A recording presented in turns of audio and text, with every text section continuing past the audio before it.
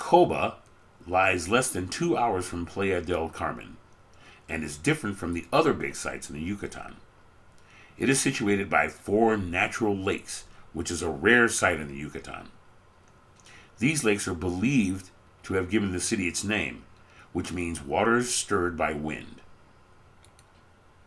Furthermore, it is not as excavated nor reconstructed as Chichen Itza or Tulum. Coba still has a number of big structures covered with the growth of the jungle, making it a wild place that truly triggers your imagination. It doesn't see nearly as many visitors as Chichen Itza or Tulum, and if you're early, you might be all by yourself with only birds, monkeys, and the dense jungle to accompany you at these mystical ruins. A series of elevated stone and plaster roads radiate from the central site to various smaller sites near and far. Some of these causeways go east, and the longest runs over 100 kilometers westwards to the site of Yaxuna. The site contains several large temple pyramids, the tallest in what is known as the Nohoch Mul group of structures. Being some 42 meters in height, Ixmoja is the tallest pyramid on the Yucatan Peninsula. Coba is estimated to have had some 50,000 inhabitants and possibly significantly more at its peak of civilization, and the built-up area extends over some 80 kilometers. The site was occupied by a sizable agricultural population by the 1st century. The bulk of Coba's major construction seems to have been made about 500 to 900 AD, with most of the dated hieroglyphic inscriptions from the 7th century. However, Coba remained an important site in the post-classic era, and new temples were built and old ones kept in repair until at least the 14th century, possibly as late as the arrival of the Spanish.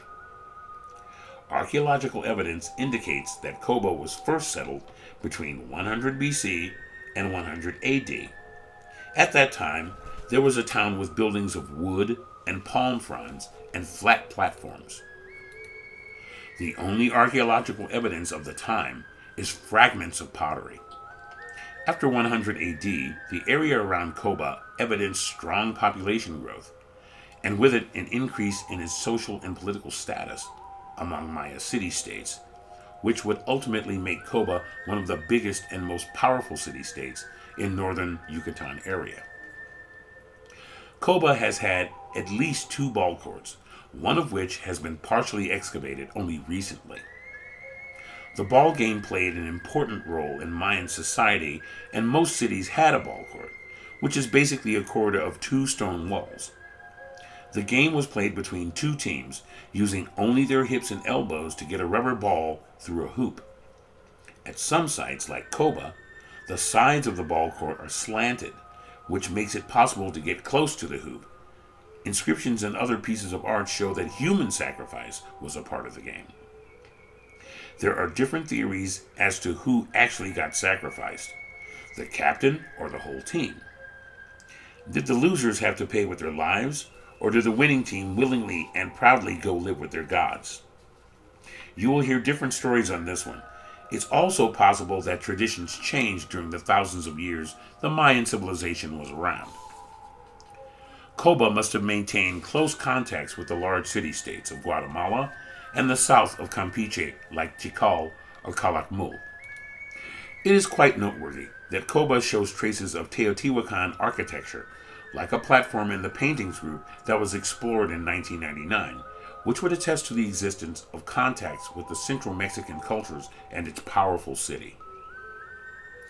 After 600 AD, the emergence of Chichen Itza altered the political spectrum of the Yucatan Peninsula and began eroding the dominance of Coba. After 1000 AD, Coba lost much of its political weight among city-states, although it maintained some symbolic and religious importance. This allowed it to maintain or recover some status, which is evidenced by the new buildings dating to the time 1200 to 1500 AD, now built in the typical eastern coastal style.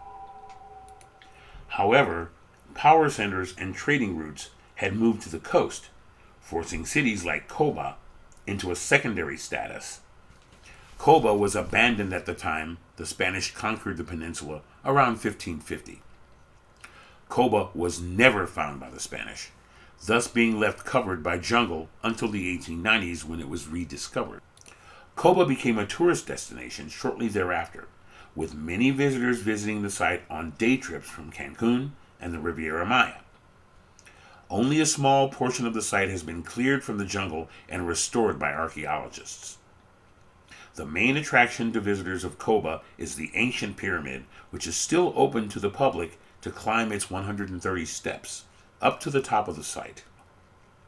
Coba has several tour operators with excursions available to this site from almost any point within the closest and top touristic destinations of Cancun and its Riviera Maya.